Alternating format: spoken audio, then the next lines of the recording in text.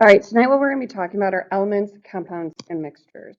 An element is where you only have one type of particle. How do you identify if it's an element? At this point in time, it's found on the periodic. So what you're going to be looking for is one single symbol from the periodic table. So an example would be boron or nitrogen. You could also have as chlorine and nitrogen, as I already stated. Now, when you have something like chlorine or nitrogen, sometimes you'll see that it's written with a 2 below it. And what that means is that you actually have 2 nitrogens or 2 chlorines. But as long as they're completely separate and you only basically have one capital letter, you are dealing with an element because it is only one type of particle. A compound, on the other hand, is 2 or more different types of particles that are chemically combined. What that means is that you are talking that they are bonded to one another. How are they bonded? They are sharing electrons. And we'll get more into that later, but when you have a compound, you are sharing electrons. How do you identify these? Well, what you're going to look for is basically 2 capital letters at least, because what a capital letter represents is a new type of element. So in this Cl above it, C is capitalized, L is lowercase, so that is one element. When we look at, let's say, sodium chloride, for whatever reason, my font wouldn't go lowercase, and so sodium would be Na, C, and then L. So L and A are lowercase at this time, so if I look at this, I've got one capital, 2 capitals. Therefore, I know that they are 2 different particles because I've got an Na and a Cl, and they are chemically combined because there's no spaces between these letters. If I wrote Na and Cl, now I have a space between them, so that shows that they are not chemically combined. Whenever it's a series of capital letters strung together, that means they are literally bonded. That's how the chemists tell other chemists that they are bonded together, is when you don't have any spaces. And a mixture is an assortment of either elements and compounds, or elements, or compounds and compounds.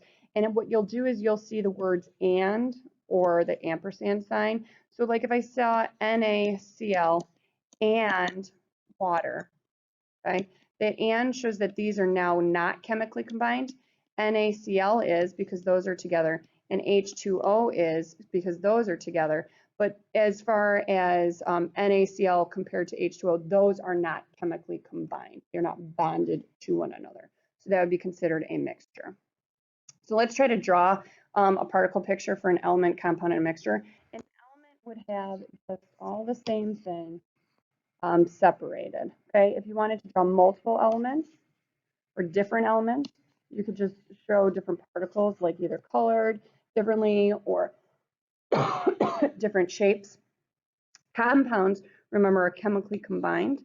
So you need to literally have this little bonding right there showing. So this would be a compound. This would be a compound, because notice that they are bonded together. This is not a compound because these are the same particle. So that would not be a compound because there are not 2 separate or 2 different particles.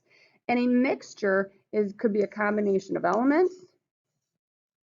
So this would be a mixture, or you could have them compound and mixed, or compound and elements like that, or you could have different compounds, different elements. So like if this would also be a mixture, but what I want you to note is that you could have, it's different compounds and different elements put together. All right, so let's compare an element versus a molecule versus a compound. Remember, an element is all the same type of particle. A molecule is where it has a bond of the same, it could be the same element or different elements. So the key word for molecule is that it is bonded. Okay, you have anything with a bond. An element can be bonded or not, but they are all the same. And then a compound has to be different elements that are combined for different particles. So let's try to identify on these, which I would like you to draw these down definitely in your notes, which one is an element, which one is a compound, which one are both, and so on and so forth. So the first thing is this would be an element, okay? It is not a molecule because there is no bond, and they are not made up of 2 different elements, so it is not that, okay? The second one is an element because they are all the same particle, but it is also a molecule. And why is it a molecule? Because you see that bond right there.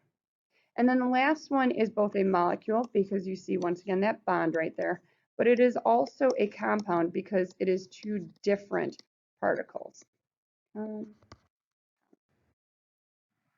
All right, you also are going to have to know the difference between a chemical and a physical change.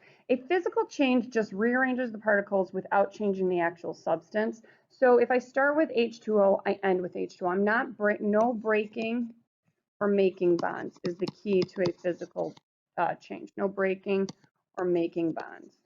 I am not creating a new substance. Okay, and it can be reversible, which means like you can get it back to what it originally was. So an example would be any phase change. So if like I melted ice, I could get, I haven't changed what it's made out of. It was solid ice before, it's liquid ice or it's liquid water afterwards. But if I went down to the composition of it, it would still be H2O. So any phase change is going to be a physical change because I also could get it easily back by freezing it again. Ripping paper, now I can't get that back, but if I look at the particles of the actual paper, I haven't changed what it's actually made out of. I've just made it smaller. And then dissolving. Dissolving actually, so for example, dissolving sugar. Dissolving confuses a lot of people. Dissolving sugar is you can actually get it back. If I dissolve sugar in water, all I have to do is evaporate off the water and I'm left with sugar. So it's totally reversible, so therefore it is a physical change. A chemical change, on the other hand, is where you actually create something new. So you can't go back to, a lot of times you can't go back to the original substance, it's irreversible, and that's because you broke or made new bonds. So an example would be Alka-Seltzer in water, there's a reaction, okay? You wanna look for words like reaction or burning, where basically it's a totally irreversible process, decomposing, things like that. How do you identify a chemical change, especially at the early stages of a chemistry student? Well, you're going to look for one of these 6 signs of a chemical change. The more of these signs you have, the more likely it's going to be a chemical change. So if you see a gas formation, so that's either in the form of smoke or bubbles, you can see smoke or bubbles, that's a sign like that a gas was formed. So example, if I put Alka-Seltzer in water, I see the gas bubbles. That's a chemical reaction going on. And so those bubbles show that it is a chemical sign. Bubbles. Okay, a solid formation from 2 liquids. And we did this in the mass change lab where we had 2 clear solutions and we poured them together and they made this cloudy substance. And that cloudy substance is known as a precipitate. And you need to make sure you know that. What is a precipitate? It's a solid that is formed from those 2 liquids. So when I pour them together, I actually formed the solid. And if I use filter paper, I could separate that solid from the liquid. A temperature change, it can be either positive or negative. So it could get colder or hotter. A color change, such as when you cook an egg and you see the clear egg yolk.